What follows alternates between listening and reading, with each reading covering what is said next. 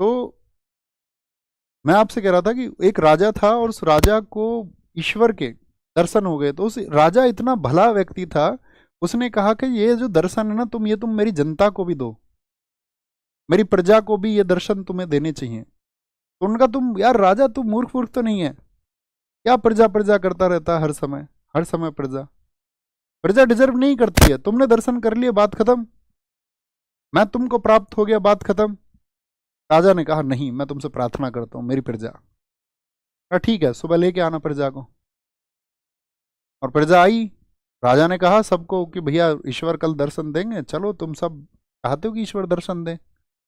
और पूरी प्रजा चली। तो पूरी प्रजा को पहले दिखा एक आपका चांदी का ढेर। तो कहते हैं आप 50% लोग चांदी के ढेर की तरफ चले गए, 50% जनता रह गई। सोचा यार चांदी बड़ी चीज थोड़ी है, ईश्वर बड़ी चीज है, चलो उधर परमात्मा ही मिल रहे हैं, परम शक्ति मिल रही है। थोड़ी देर बाद मिला एक सोने का ढेर।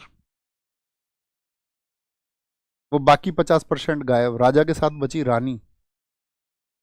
थोड़ी देर बाद मिला हीरो का ढेर, रानी भी गई। राजा फिर से अकेला पहुंचा ईश्वर के पास। ईश्वर ने कहा कि तुम्हारे लोग कहाँ हैं जो तुम कहते थे कि मेरी प्रजा मेरे साथी। तो राजा ने बस हाथ जोड़कर एक ही बात की कि जी मैं समझ गया, मैं सब कुछ समझ गया, तुम जो समझाना चाहते हो वो मैं समझ गया। कि शुरुआत में हम सब उत्साही होते हैं, लेकिन मंजिल, क्या हमारा उद्देश्य है, हम उसको पाने के लिए अपना सर्वस्व लगाते हैं? क्या आप अपने सिलेक्शन होने के लिए, अध्ययन को करने के लिए अपनी बाकी उन गैर जरूरी चीजों को छोड़ सकते हैं? आप अपने भविष्य निर्माण के लिए क्या उन गैर जरूरी चीजों को छोड़ सकते हैं जो आपकी योजना में आड़ा आती हों या आपका समय जो खराब करती हों? एक विद्यार्थी को कहते हैं अपने समय का पाबंद होना चाहिए, क्योंकि जिनके बारे में तुम सोच रहे हो ना, वो इधर उधर कहीं ना कहीं हो जाएंगे। और अगर तुम्हारे बहुत करीबी लोग हैं और तुम ये विश्वास करते हो कि वो किसी भी क्षण तुमसे अलग नहीं होंगे, तो फिर वो तुम्हारे लिए खुश होंगे कि तुम भविष्य के अपने निर्माण की योजना में व्यस्त हो। वो कभी तुमसे दूर नहीं होंगे, जो तुम्हारे सच्चे साथी होंगे वो हमेशा इस बात के लिए आपको प्रेरित करेंगे। और यदि कोई इस बात से दूर होता है तो इसका मतलब है कि उसका हो जाना ही उचित था, या उसका दूर हो जाना ही उचित है। अंततः विजय तो साथी आपको ये अकेले तय करनी होगी। पार्थ, शुरुआत करके मंजिल तक पहुंचने का जो जुनून है वो तुमको बनाए रखना होगा, हर पल बनाए रखना होगा। उस सोने के ढेर, उस चांदी के ढेर, उस हीरे के ढेर, यानी कि वो बाधाएं हैं।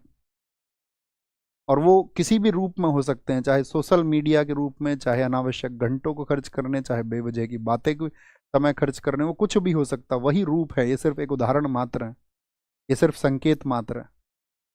और आप मंजिल तक पहुंचोगे या नहीं, वह भी संकेत मात्र है, ईश्वर के रूप में है वह मंजिल। आपका उद्देश्य क्या है, आपका ऑब्जेक्टिव क्या है जिंदगी में? आपके लिए सबसे बड़ी चीज वो होनी चाहिए कि अंततः आप क्या चाहते हो, और वो तुम्हें हासिल करने के लिए संघर्ष करना चाहिए। अंततः मैं भी कुछ चाहता हूँगा, अंततः आपको भी कुछ चाहना चाहिए। मैं जो चाहता हूँ दोस्त, मैं उसे प्राप्त करके रहूँगा, और आप जो चाहते हो मैं उम्मीद आपसे भी करूँगा आप उसे प्राप्त करेंगे। यही जीवन है, और सांसारिक जीवन तो बिल्कुल यही है। ख्याल रखिए। नमस्ते। जो मैंने सोचा है इस विचार करना, इस पर 2 शब्द लिखना अपने, आप क्या समझते हैं, होमवर्क लिखना। और अभी तक जो हमने मिडेवल हिस्ट्री को पढ़ा उसके बारे में आपका क्या कहना है, आपके क्या कहने का बात है, कि आपको क्या समझ में आया, इसमें चीज़ें समझ में आई मैंने जो डिलीवर किया। क्योंकि हम सभी परीक्षाओं को ध्यान में रखते हुए चल रहे हैं। एसएससी हमारा प्राइम ऑब्जेक्टिव है। एसएससी में 2025 का जो ये एग्ज़ाम होगा साथी, मैं ये कहता हूँ कि इसमें अपने छात्र बहुत मजबूती से इस बार संघर्ष करने वाले हैं, क्योंकि समय एसएससी परीक्षा के लिए और थोड़ा सा आप लोगों के लिए मिल गया है, बढ़ गया है। लगभग शायद 25 दिन या 1 महीने का समय और ज़्यादा आपको मिलने वाला है। तो मैं उम्मीद करूँगा वो सिलेक्शंस इस बार तुम्हारे होंगे, और आप अपने भाई को, इस टीम को निराश नहीं। Thank you. नमस्ते। जय हिंद।